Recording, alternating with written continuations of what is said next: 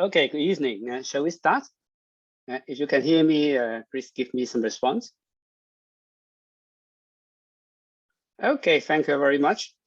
Today is the 7th lecture, and we will talk about the political landscape of the city, which is basically urban politics.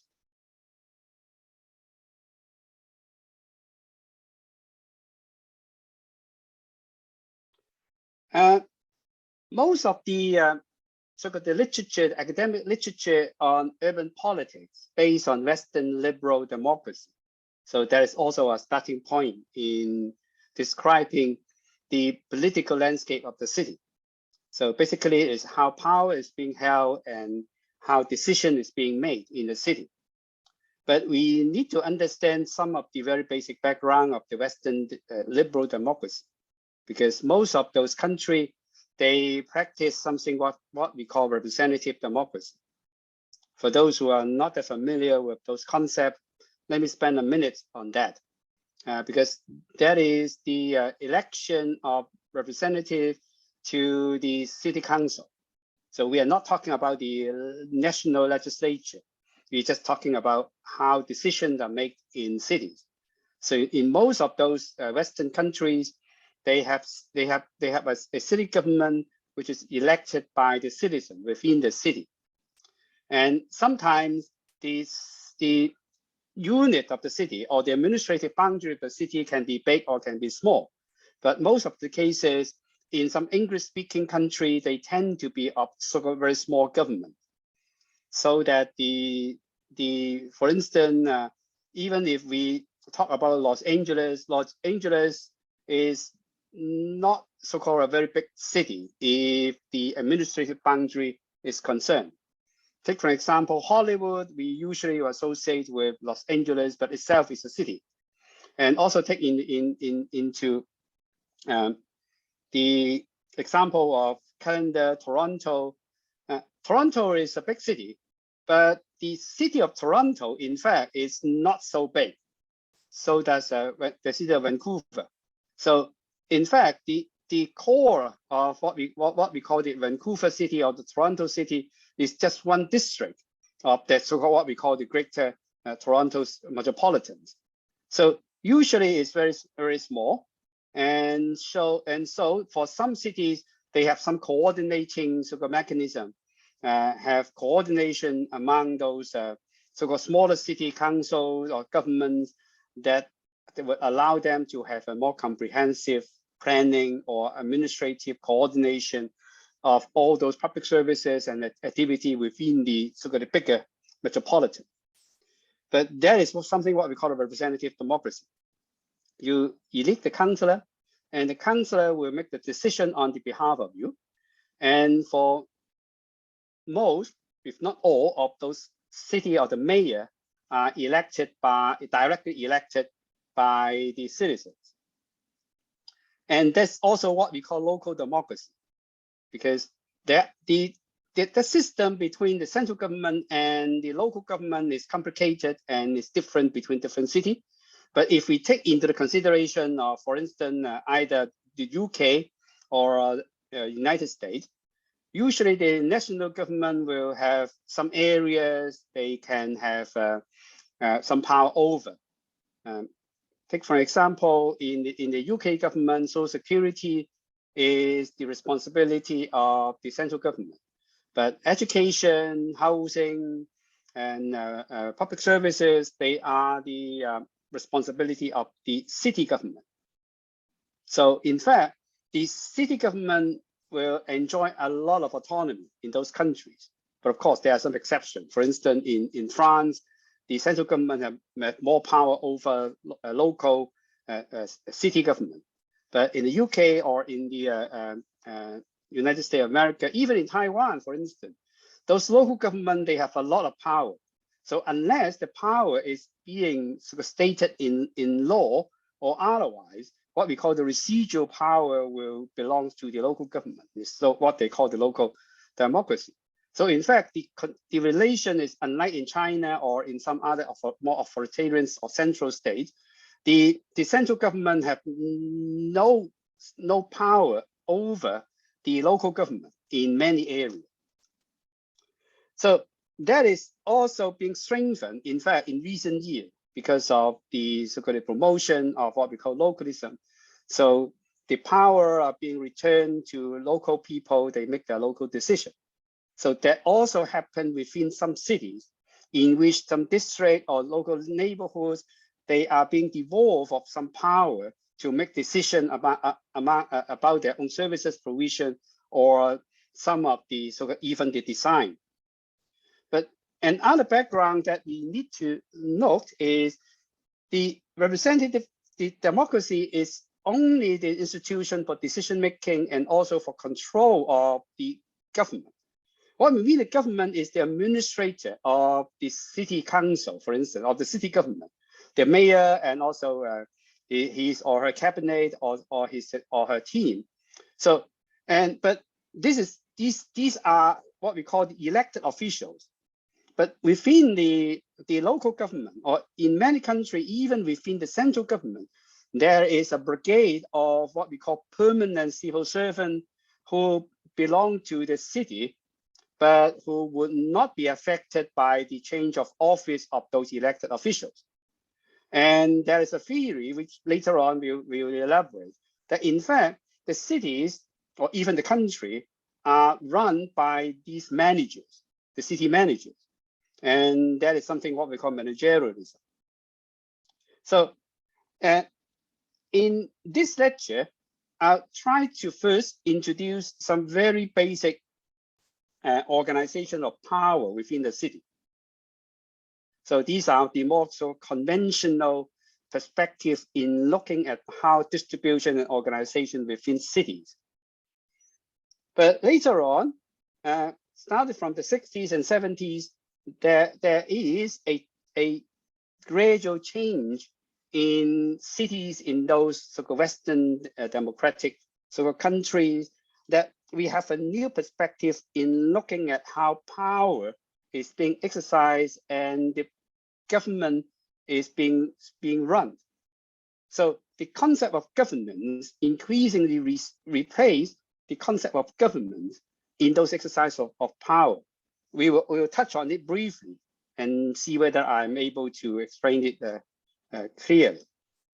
And within that so-called governance so-called perspective, there is in the 70s a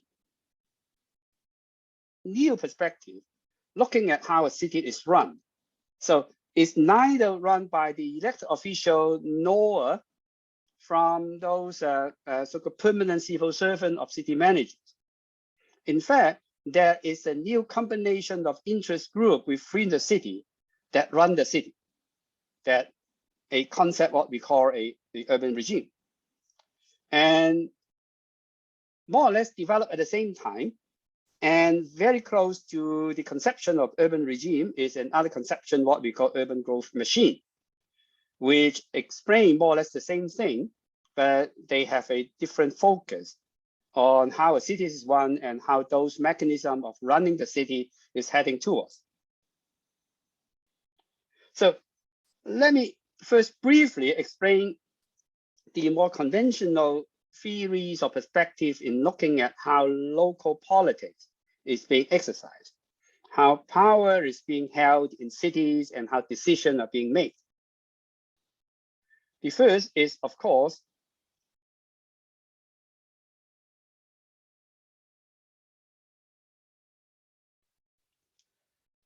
a perspective, what we call a pluralist perspective. So it's based on the basic assumption about rational choice of citizens and how competition between different political groups will arise at the distribution and division of power within the city. Or in fact, this is also applied to national politics as well. And the second perspective is what we call the managerial perspective. So the cities, or in fact, the whole political system is run by the elites, the elitist sort of perspective. And the third one is what we call a critical perspective, which look at the distribution of power from a class perspective. So it's basically a Marxist perspective in looking at power and looking at how the state and local government is being run. So the pluralist perspective is based on the assumption about rational choice.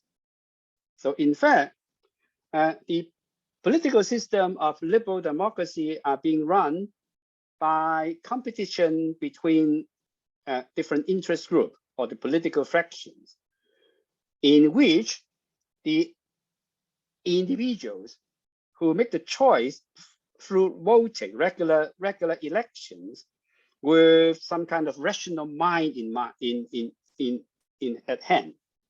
So this is what we call a rational choice of individuals, and they exercise their power as voter in every election to choose the officials to run either the country or the city government. So because of this exercise of election, of voting, in fact, those who want to be elected or those who have the vision and the ambition to become city officials or mayors, in fact, they are not so-called being organized as unrelated individuals. So usually they will organize as political fractions. So either political party or political groups, or ad hoc, or they are permanent or relative permanent groups that only have one mission, is to run for the political offices of either the country or the city. So if we just talk about the city, they may be the local branch of the national political parties, or they are what we call the political group that are specific to a particular city. But instead of those individual political parties or the political fractions, they handle the individual voter directly, and that's in fact what only happen during elections. So in fact, between elections, the normal citizens, although they will be making a decision in elections, will neither have the time nor the interest to keep an eye on how those officials are being performed, so-called their election pledge, or how the city council make the election. So in fact, during this time, it doesn't mean that the political party, political fraction have all the freedom to do whatever they like, because within those Western democracy, there's usually a middle layer. They are independent interest groups who may have interest in some of the issues or policy of the city government, or they are voluntary organizations that would like to see fairness in decision making or to implement some kind of moral demands. So in most of those, I would say that all of those Western democracy, there are a lot of these middle layer groups. The groups that will concern about climate change, or some group will concern about human rights, or some will concern about poverty issues, all sort of issues. They have all sort of independent interest group and voluntary organization. Some of them have vested personal or institutional interest, but some just dare to pursue their so-called moral demands, or just want to keep up with the progress of the cities or the political systems. So it is those independent interest group and voluntary organization, in fact, that are the stakeholder of the political system. And within those political party or political fractions, because they need to compete for the elected officers, so between them there are competitive relations. But in fact, competition would only happen almost seriously when there's election. Whereas between elections, they need to cooperate, because there's very unlikely that one fraction or one political party will have a dominant so-called seat within the city council. So without the cooperation of the opposition, in fact, the efficiency of decision making and policy implementation will be seriously affected. So, and also because of that competitions, that there is no certainty that the same political party or political group will get re-elected. So the government side and the opposition side, in fact, they will swap between elections.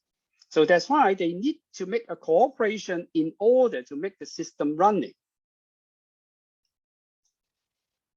So that is a system of representation and participation. So the elected official, they add a representative, and they need the participation of the individual voters in election, and the minority of those voters will continue to participate through the independent interest group or the voluntary organization in influencing decision making or to monitor the policy implementation. So this is what we call a pluralist sort of system. And with this competition and cooperation with representation and participation, they're able to maintain a stable system. So of course, I mean, this is more of the textbook-like description of the Western democratic system, which is liberal, backed up by elections, and holding accountability to the voters. But because of those so-called mechanisms, you cannot simply sort of dictate the power because of that competition and cooperation.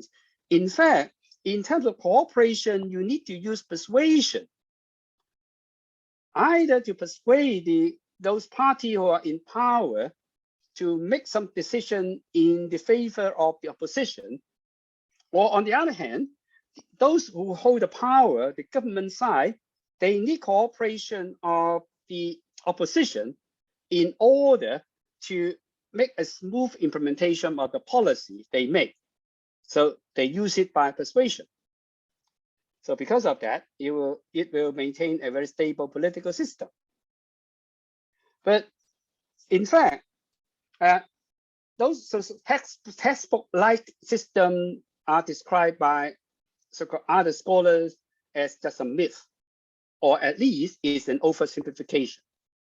Because even for the elected officials, for the councillor of the legislature, in fact, they make decisions because they will have the information fed by the city administrator.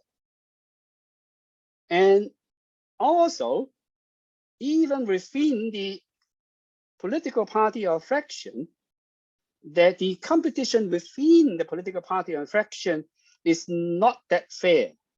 Or to put it, the opportunity to become a representative is not equal for everybody. So in fact, the whole system is being pushed by elites. Within the political party or even within the intermediate group, like the interest fraction, the volunteer organization, all of them, they are not ordinary people. They belong to the elite group of the society or the city, so that they have some kind of particular interest they pursue. And more important is, they belong to a group that share very common background, very common motivations, and very common, very close view to each other. So that's why, even on surface, there are fair competitions, there are fair opportunity for everybody to become a political representative and be elected. But in reality, in fact, if you want to enter into those political fractions or those elite political parties or interest groups, you need to be one of them. Even if you are able to join those groups, if you want to promote through the hierarchy of those organizations, in fact, you need to to conform with the norms and the interests of those elitist groups. So within those fractions, there's no equal competition, there's no fair competition. You need to conform, and then you will get promoted because you can represent the interest not of the ordinary citizen, but of that particular elite group, interest group. And in fact, what we meant by competition and cooperation can be boiled down to negotiation. So it's not, of course, it is negotiation, but the negotiation is between those interest fractions in exchange of interest. So the cooperation, in fact, may not work towards the general interest of common citizens, but only biased towards the common interest of those elite groups. So in fact, within that, the system is not as stable as it appears, because within those elite groups, there are a lot of conflicts, a lot of competitions, and a lot of under the table sort of negotiations. So in fact, there is a very unstable balance of power. So although on the surfaces, the overall political system is stable, but within the different interest group, the change of power is very frequent. So the policy will only be accepted if the proposal of policy change is accepted by the power fraction. So in fact, the cities, or in fact the whole countries of many so-called democratic countries, are being run by those elitist groups. So perhaps that is one of the reasons why Donald Trump and other populists in some countries rose to power, because of the common citizens have a very negative so-called attitude toward those elitist groups who run the country or the cities for very long. So for those who dare to stand up and challenge those elitists and become a populist, they are much welcomed by ordinary citizens who especially groups that are losing out in these economic progress. A third perspective is what we call a class perspective, critically looking at the distribution of power. Of course, they will also hold the same view as the elitist perspective. So in fact, the whole country, of course, the cities without exception, they are run by elitists, but those elitists, they are the capitalists. So it's those capitalists who dominate the ruling class that rule over ordinary people. So in fact, their interests, in fact, are basically intrinsically opposed that of the ordinary people, the workers. So in fact, there's the election, the representation is just some kind of so-called fake democracy. So whatever you elect is the Democratic Party or the Republican Party, the Labour Party or the Conservative parties, they belong to the same group. So of course they are elites, but more importantly, they represent the capitalist interest. So what the ordinary people, the worker, can do is to resist against those exploitation and unit struggle. And the ideal system under the class perspective is a direct participation in those conflicts so that you can overturn the government and change it to the government represented by people. So that's why in this perspective, although it may be unrealistic to overthrow the so-called capitalist government, but at least you can engage in social movement so that you can voice out the demand of the ordinary workers so that to a certain influence on the government. Because the liberal democratic system, what they want is political stability. So if you are able to stir up instability, the government will concede on your demand, so that by satisfying the demand, perhaps you can pacify those people who organize those so-called conflict and struggle. So in fact, policy change can only be pushed through by continual social movement. But ultimately, it's the revolution that will change the system. But before the revolution, the social movement, particularly those movements that have a broad support base of ordinary citizens, will be more likely to be successful.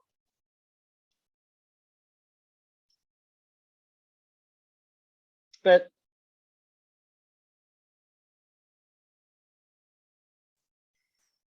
this, in fact, may not sort of live up to reality. Because although on the services, people have choice for the elected officials, and there are also competing parties who compete for government offices. But that, as I just mentioned, that may just be a myth. That's just a myth, because those independent organizations, they have interest, but the elected officials, they have the obligation to carry out their admission pledge. But in fact, there is a myth in that pluralist view that, as I just mentioned earlier, whether those elected officials, they really have the power to make policy, or they make the decision on policy only upon the information that are being fed by those city managers. Because those elected officials, they just stay in the office for a very short time. Usually it's 3 years, 4 years. So even if they are being re-elected, many of them would not sit in that place for very long. And also, they have a lot of political activity and concern to work on. So for those real policy, either information or those sort of policy decision, they need to rely on the support of the city managers. So in fact, it's the managerial view that describes it's a city manager who hold the real power, but not the city officials that are elected. But however, even from the perspective of a managerial point of view, whether the city manager can hold the power or make the real decision under the table is also a myth, particularly after the 60s and 70s, when many of the city government or even the national government in the Western countries are regarded as failure. Because what the government do or the state do, in fact, would not be able to bring in fair policy, and even worse, it fails to maintain economic development. So even those managers, the city managers, they are unable to push the policy through, because increasingly it's being realized the public sector alone may not be able to carry out the policy in an increasingly changing environment. So even there's a government-centered approach that look at the small group of elites that can push the policy through effectively. But there's a query that whether the state agency have full control of all those policies, and even a query on whether the public sector is enough. And the direct order of the city government can be effective to push the policy. So these are increasingly concerned and also supported by empirical evidence on that. So that's why from the 70s onward, there is a gradual change of perspective on looking at how government is being entrusted with the power to push policy to change the society and the city, and whether the government alone are able to do that. So that is the evolvement of a concept what we call governance. So in fact, increasingly we realize that the public sector have limitation. State agency may not have the power or the resources to push the policy through, because if we just look at the public sector and the state agency, we are ignoring a lot of stakeholders who may be affected by the policy or who can have the potential contribution to policy implementation and provision of resources necessary for the policy. So cooperation between the public and private sector became to emerge in the 70s in some Western countries. And we also realized that there are a lot of strategic alliances being formed with that interdependence of organizations. So they form the network in influencing the policy or even in making the policy. And within that, the cooperation between the public sector and the private sector are increasingly so-called more common. Sorry.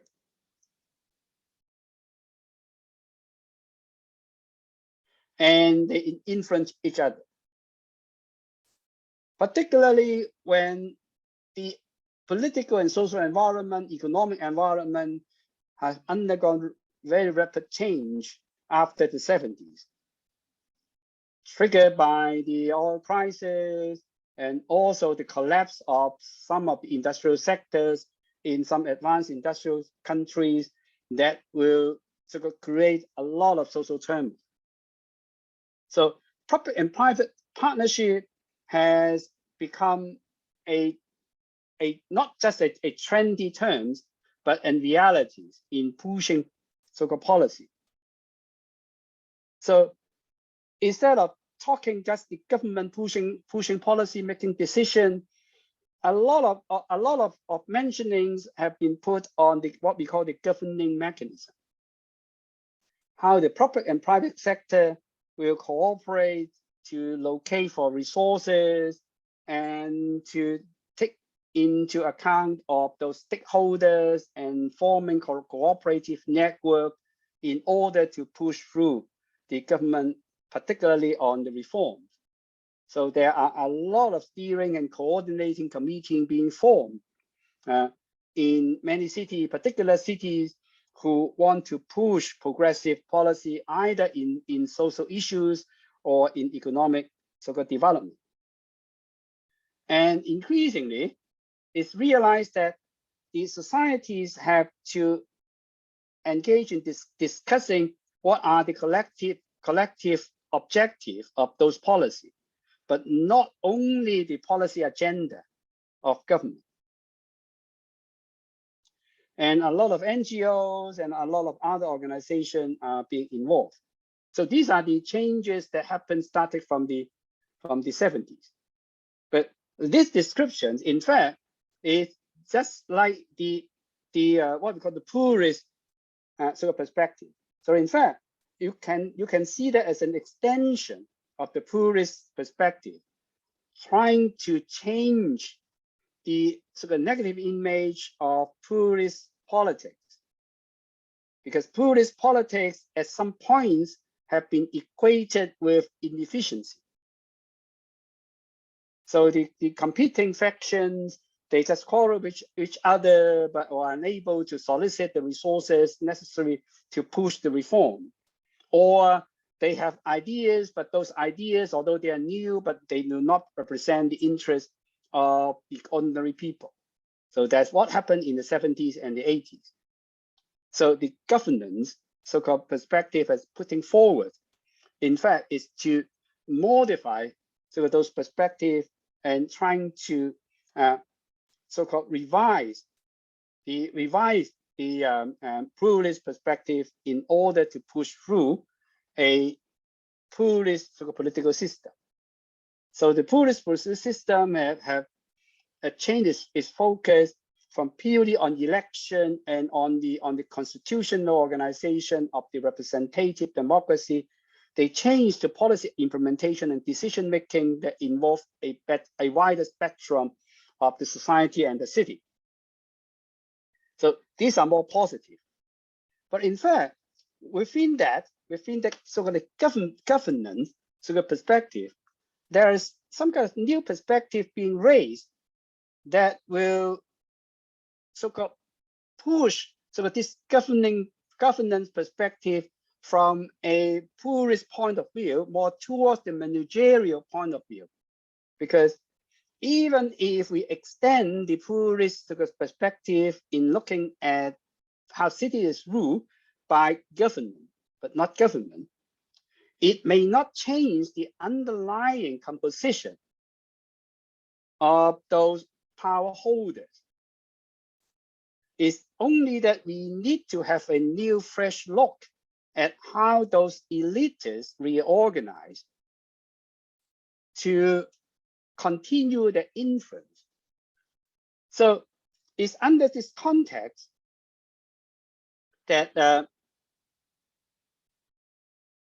Karen Stone put forward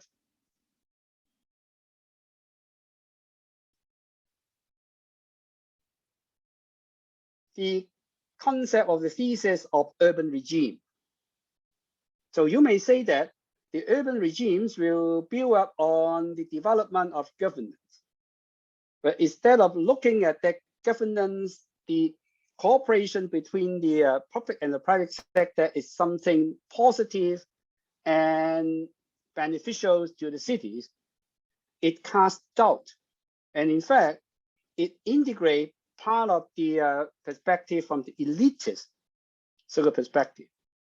But the elitist perspective will put an eye only on the political fractions and the intermediate organization who want to influence decision-making.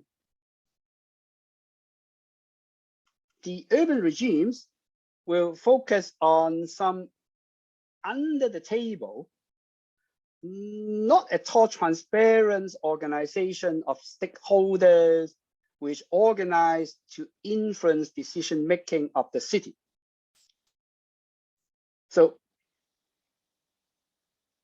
the urban regimes is being developed with the example of the city of Atlanta in the United States, and particularly the process of decision-making in the late 70s in that city. But in fact, similar perspective can also apply at the national level, looking at how big corporation will influence decision-making of the national government or the federal government of the United States. So the conception of Stone will describe the cities, in fact, is being run by an urban regime. Regimes is some institutional connection between individuals and organizations, but they can change. So that's called regime, because regime can change. So instead of like the managerial perspective in looking at urban politics, the managerial perspective will look at formal organizations. So the political party, the political fractions, the voluntary organizations, and those so-called interest groups, which are formal. Formal in a way that they set up specifically for politics, or those who are not political organizations, they have an interest on particular public policies. So that it is a formal organization with very transparent, objective missions, and usually open activities. But in fact, Stone will describe that, of course, I mean, this organization on the surfaces, they have influence, but they may not hold the real power. The real power is still held by elites, but it may not be just the elites of those political or interest organizations. They are other stakeholders who hold the power, but are hidden under the surface, because the regime is an informal yet relatively stable group with access to institutional resources that enable it to have a sustained role in making governing decisions. So the important point is they're informal. Of course, informal doesn't mean that some of those members or stakeholders, they belong to the formal institution or organization.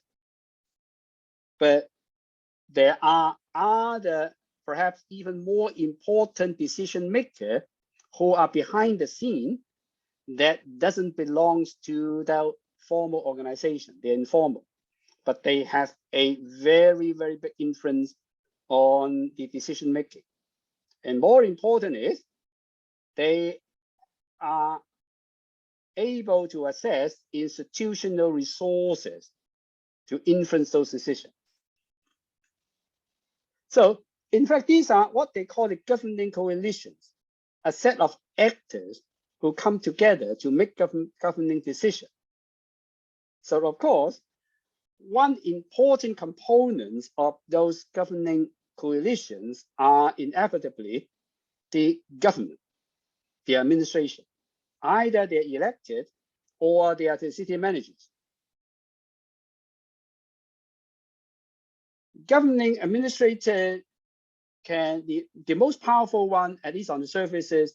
They are the elected officials, the mayors, the deputy mayors, or the head of the department. In some cities, they are also elected by general voters. And usually they will be supervised and monitored by a council, a city council, which all of them are elected officials. But it will also include the interest group. But it may not be the interest group who set up specifically to influence policy or to run for politics, political offices. They can be interest group that scatter around different so-called arenas in the economic and social dimensions. They can be the interest group of economic natures, the firms that are so-called involved in the city economies. They may be the experts who have expertise knowledge in specific policy areas, or they can just be opinion leaders who would like to influence government decisions.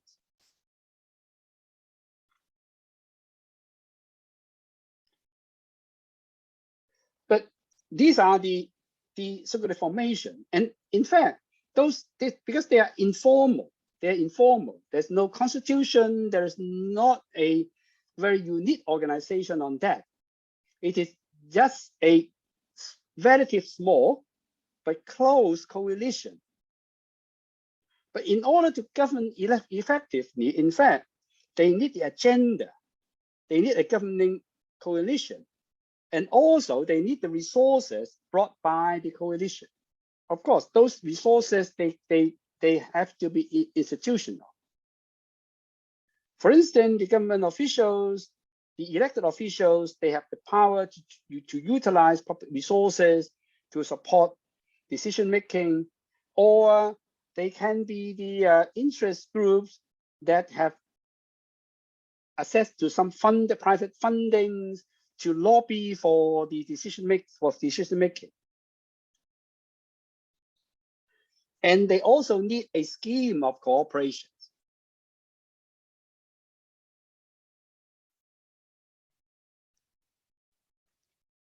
So that regime can be a big group which hold general common interest.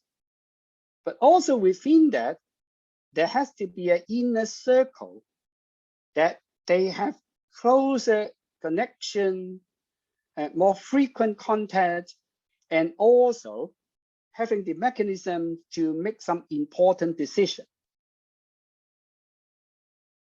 So usually the building block of those regimes are contingent to the structure of the city.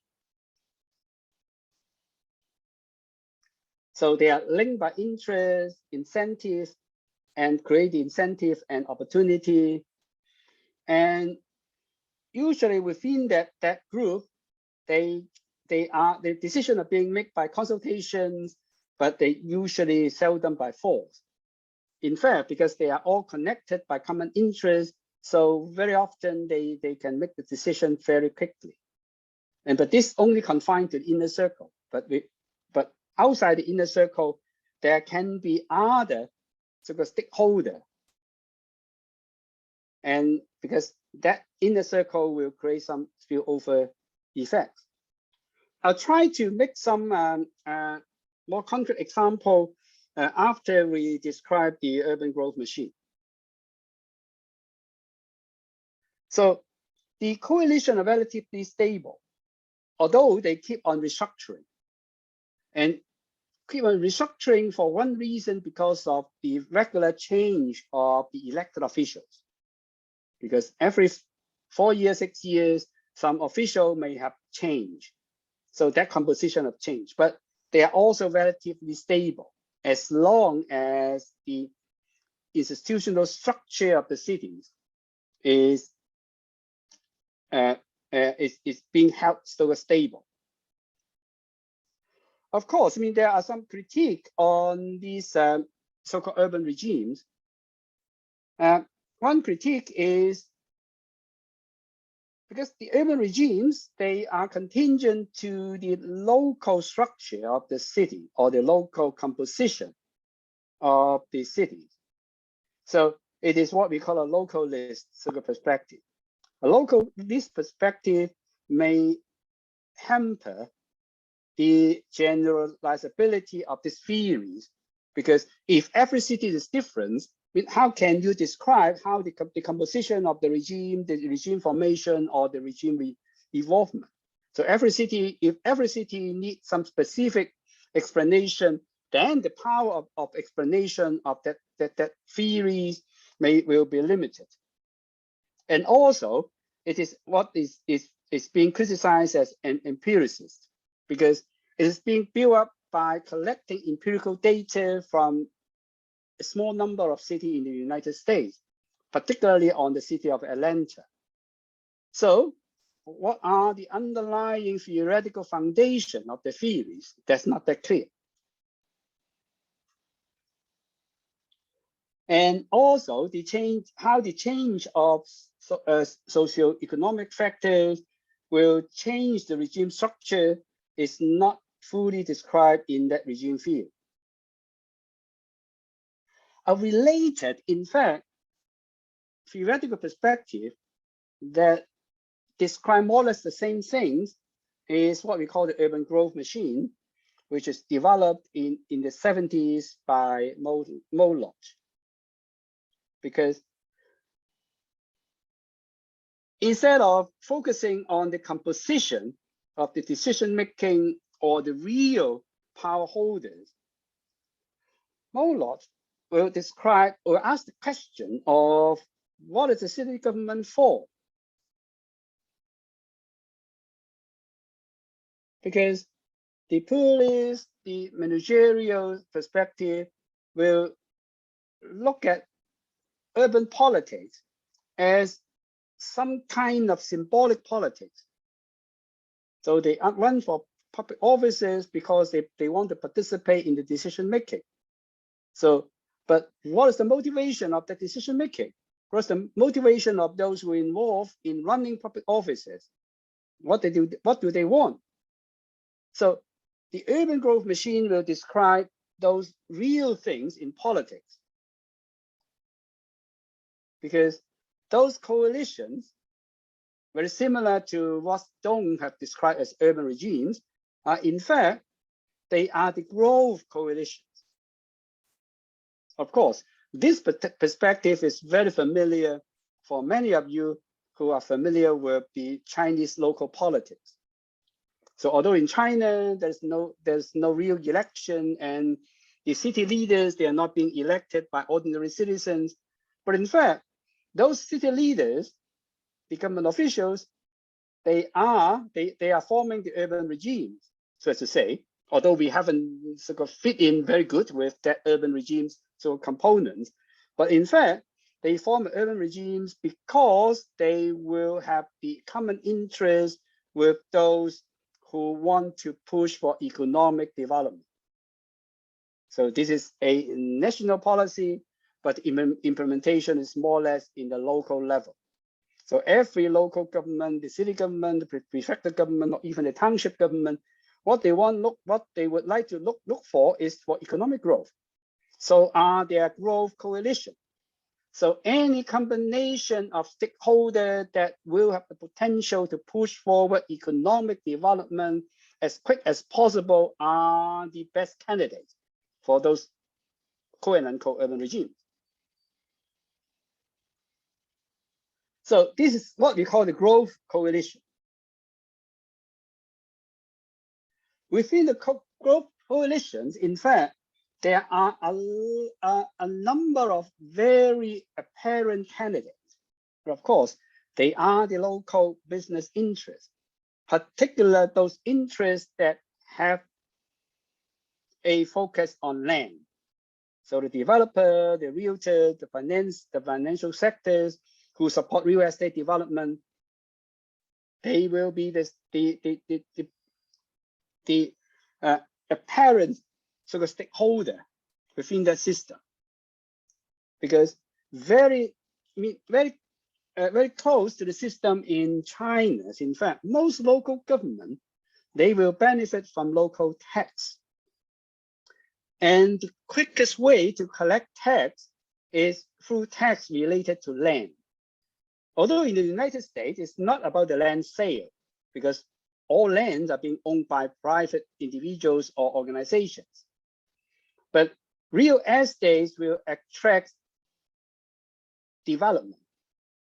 And with housing or other development, you have tax, because all states in the United States, they have local so-called housing tax, the property tax.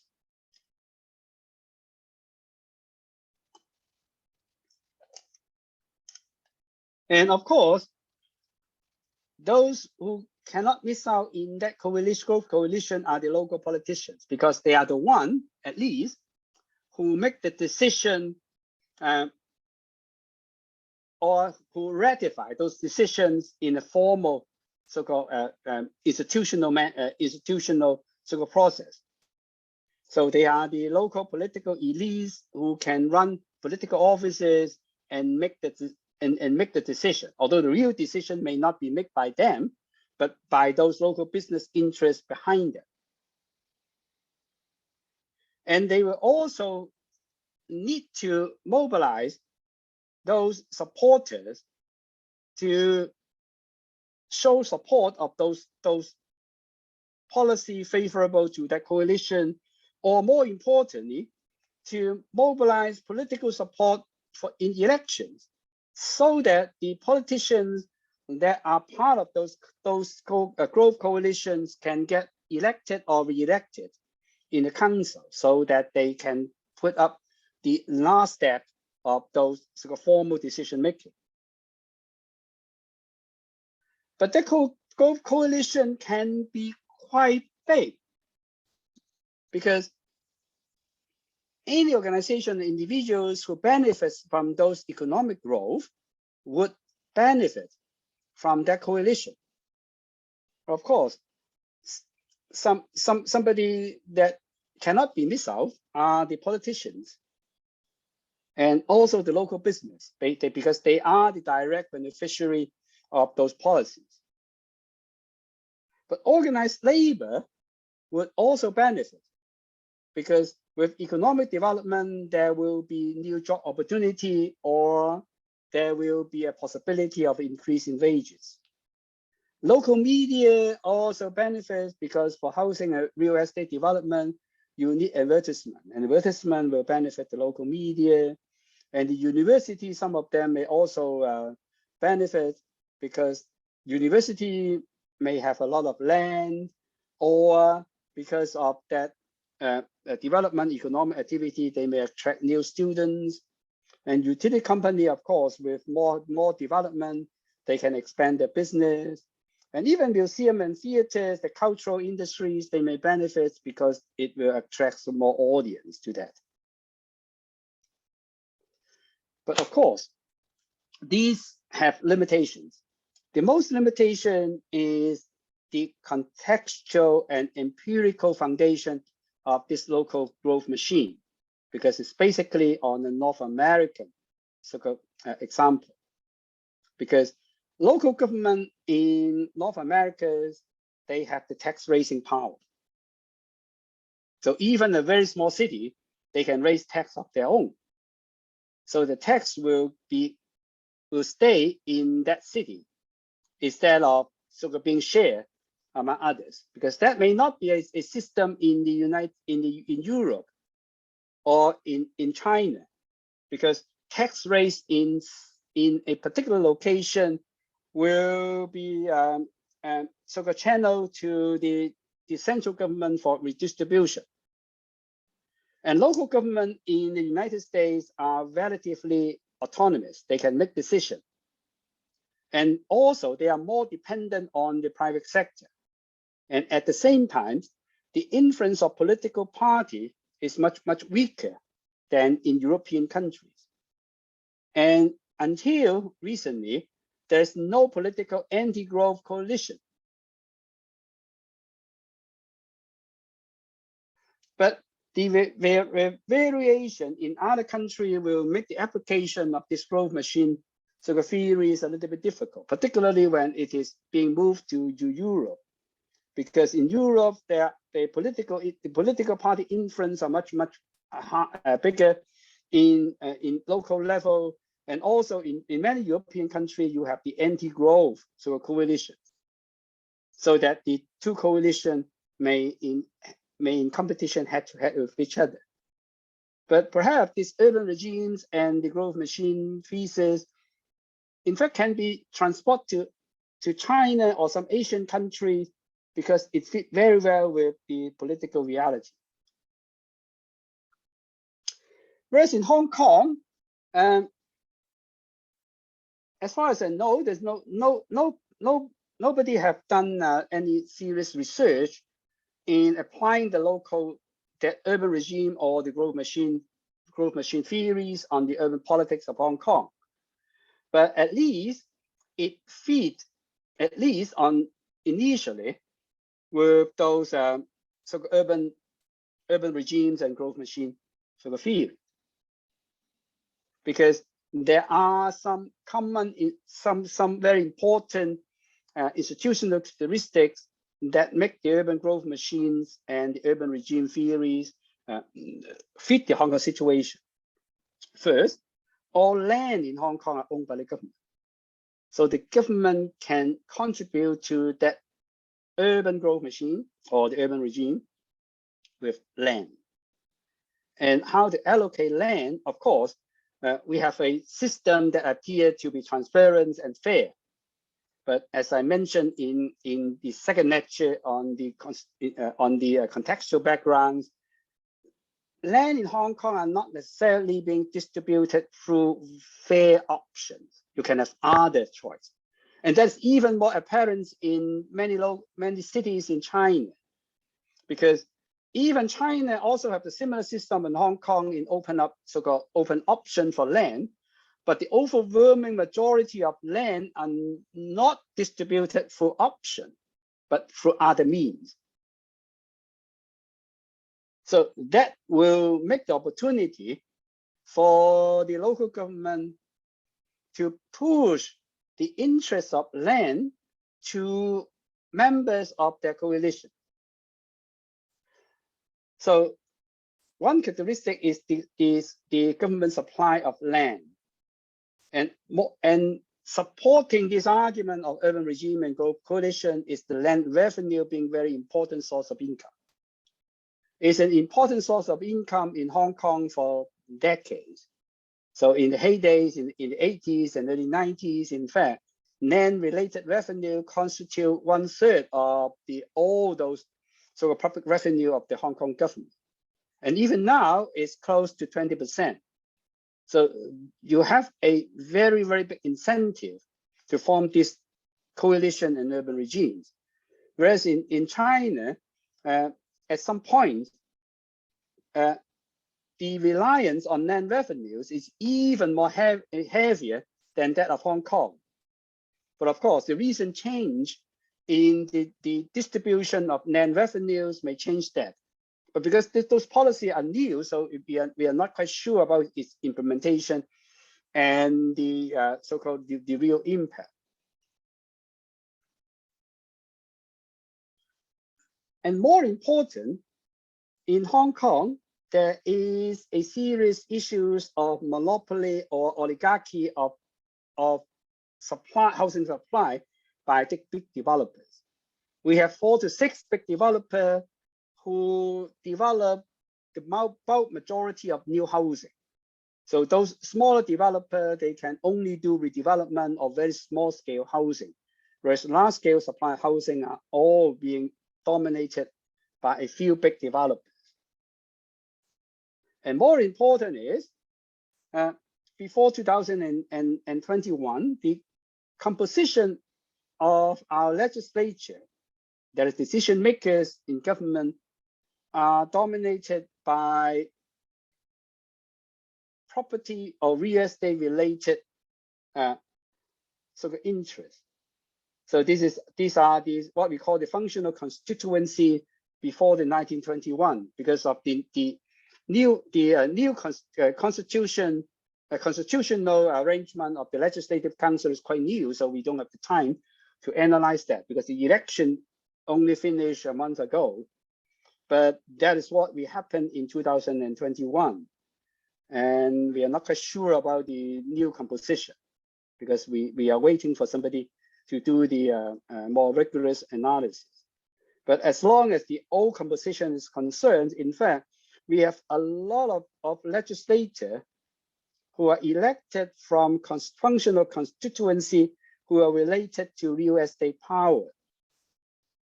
So you can see that those who have direct or indirect connection with real estate. So in fact, even for the industrial functional sectors, many of the what we call the industrialists, they are also real estate developer, or they hold a lot of sort of land interests. Not to mention those accountants, those bankers, those engineers, architects. In fact, they're also related very closely to real estate interests. So that's why a term, what we call the real estate hegemony, has developed some 10 years ago in Hong Kong, which become popular. Although this concept is not a very rigorous academic concept, but it can be used as a popular terms that represent the urban regime. Although whether it fits very neatly with the urban regime perspective, we need more rigorous sort of research on that. But at least on surface, you have a lot of sort of supporting evidence of the existing of land power. Take for example, if you want to use land of agriculture or industrial use for residential development, you need to change the zoning and the land use restriction in order to have the housing supply. And in fact, it's more lucrative to have residential development than other kind of development. And there's a big gap between land, the price of land that are used for agriculture or land that is used for residential development. So one important point is how you can change that. But later on, I'll show you some example, although the example is not conclusive, but at least it is one very vivid illustration. But the involvement of the real estate, of the property power, the land power in Hong Kong does not limited to land or housing supply. I've just mentioned that before the 6 big developers, they dominate the bulk of new housing supply. And they are also the biggest landholder in Hong Kong, which hold a lot of agricultural land in the new territory. But apart from that, in fact, they are also deeply involved in public utilities. So one of our power company, they are subsidiary of the biggest developer in Hong Kong. And the town gas is also a subsidiary of another big developer. And many public services, including livelihood and public transportation, they also are closely connected to developers. So the Kowloon Motorbus is subsidiaries of the Sun Hung Kai developer, and the New Bus and the City Bus, just until a short time ago, it's also a subsidiary of the New World Group. So we have a lot of trades that are related to livelihood, are connected to the developer. Telecommunication, half the telecommunication company, they are well connected to developers. A lot of the supermarket chains, they are also subsidiary of the developers, and the developer also run a chain of catering outlets and also drug stores. So in fact, the Hong Kong economy can be largely equated to an economy of real estate. And the developer, they are not only controlling the economy, in fact, they also have a lot of influence on political power, decision-making and power, as demonstrated from the list of the functional constituency. Not to mention that even other councillors that are elected by other means, geographic constituency or other functional constituency, they may also have a close connection with developers. They have worked for the developer, or some of them are even employees of big developing companies. And more important is, over the years, like many Western countries, we have developed ideologies that put ultimate importance on property ownership as a symbol of success. So that working in the real estate may be some kind of privileged job. So I've just mentioned about some very superficial evidence on the influence of big developer on the change of land. And this specific example is with Tin Shui Hui, which is in the northwest part of Hong Kong, which was agricultural land, but there are also a lot of fish farms in that. So in fact, in the 80s, when the government had the plan to develop Tin Shui Wai as a new town, the indigenous village, in fact, they already get prepared to sell the land to the Hong Kong government in order to realize the land value. So what they have done is to collect the land and try to apply to change the land use from agricultural to residential, so that they can have put a foot in those so-called new town development plan, but for quite a long time without success. So many of them collectively sold the land to the Changgong Group, which is run by Li Ka-shing, the wealthiest man in Hong Kong. And not soon after, the Changgong Group was able to make a successful application to change the land use from agriculture to residential. So it's on this basis that the biggest private development, the Kingswood Villas in Tin Shui Wai, was developed. So how do they do that? We don't know. Yeah, it may not be collusion. It may not be some kind of bribery, but it can be and what we call a very superficial, although it's not conclusive evidence of how Hong Kong, at least land development, real estate development, are being dominated by the influence of those real estate. The other example I quoted when we discussed about the formation of owners corporations and also of the discontinuation of what we call the deed of mutual confidence managers because of the before the 1993s. In fact, the big development that are developed by sort of trustworthy developer, they can have the right to oppose the formation of owners corporation. And even until now, the discontinuation of PMC managers have to get at least over 50% of the consent of the shares in the development, which is not in line with other threshold in decision making within the owners corporation. For instance, forming the owners corporation only needs 30% of the share of the development. The government, in fact, have attempted several times to reduce the threshold from 50% to, for instance, 30%, to make it congruent with the threshold with forming the owners corporation. But because of the fierce opposition from the developers, all those proposals would not have chance even to put up for decision making in the legislative council.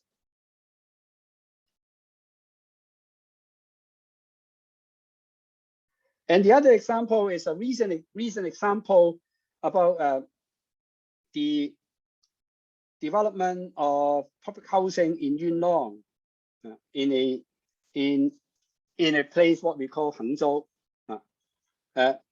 Its location and its choice of location, and also who are affected by those demolitions, in fact, are also related to the land interest. So it was being pitched at a location that no big developer hold majority interest of the land, and avoid those land that the big developer have interest. Although there is no direct evidence on that, but some pressure group or some critical research institutes have made some anecdotal sort of evidence on that. Another example about that, Germany, is some acquisition on Link, which is a real estate investment trust that bought all those shopping centers and car park space in public housing. But later on, it was being accused that the trade mix of those shopping center and public housing, they are being reorganized so that they attract all the brand that local residents do not need, in order to maximize the rental income of Link. And later on, Link even further sold off some of the shopping centers and car park to other investors. And that investor even do those change in a more serious way, so that to get rid of all those trades that local residents need to make way for other business interests, in which the local residents have no interest and do not benefit from.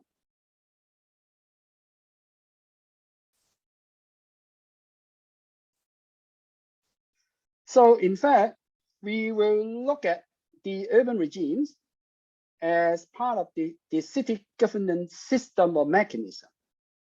And we try to look at how power is very distributed within the cities, in the local, with the urban regimes, and also the urban growth machine, which Morloff have described as what the local government is working towards. So a very short summary. So we first introduced three perspectives, conventional perspective in looking at how local politics is being performed. The first is the pluralist view, is the rational decision-making, rational choice theories that will describe political system in the cities, in liberal democracies in the West. And the second perspective is an elitist perspective that reveals the pluralist view as real politics. And in fact, in reality, the cities are being run by elitists, because all those elections, all those power representation, they need to go through the elitist organizations.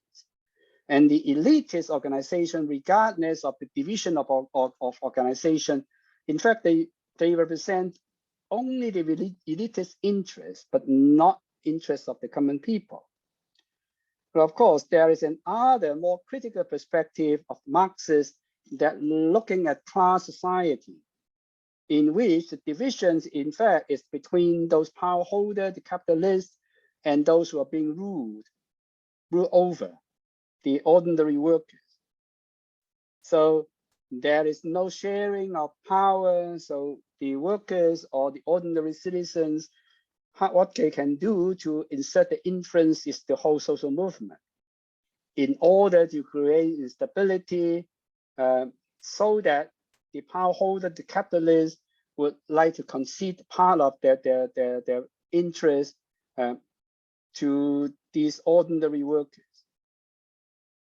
But when how a city is run evolved from a government perspective to a governing perspective, we are in fact broadening our views on the stakeholders of the so-called city government from only involving the public agency, the state organization, the elected officials, the civil servants, to other stakeholders of other fractions, other interests that related to the economy, that related to public opinions, and also related to other expertise, so-called groups. The regime theories will describe a relatively stable coalitions of relative stakeholders that consists of the economic interest, the political interest as the core, and together with the so influential city managers to form the inner circle of decision making, whereas the spillover with other stakeholders that hold common interest in the city developments and in other area of the cities. And whereas in other parallels, but very similar sort of perspective, what we call the urban growth machines will describe a similar mechanism, but the focus is on why we need that coalition, because the coalition is there for city growth, for economic growth. So those economic growth, particularly on real estates and housings, that will form the common interest within that coalition. So I'll finish my presentation here and see whether you have any question asking on that. So we'll take a break. So at 8:30, you need to enter in the link so that we have student-led seminar. A group of you will make a presentation. So until then, I will leave that check box so that if you have any question you would like to ask, fill it in the chat box, and I'll address them before we start the presentation. So otherwise, take a break of 10 minutes, and we'll come back again at 8:30.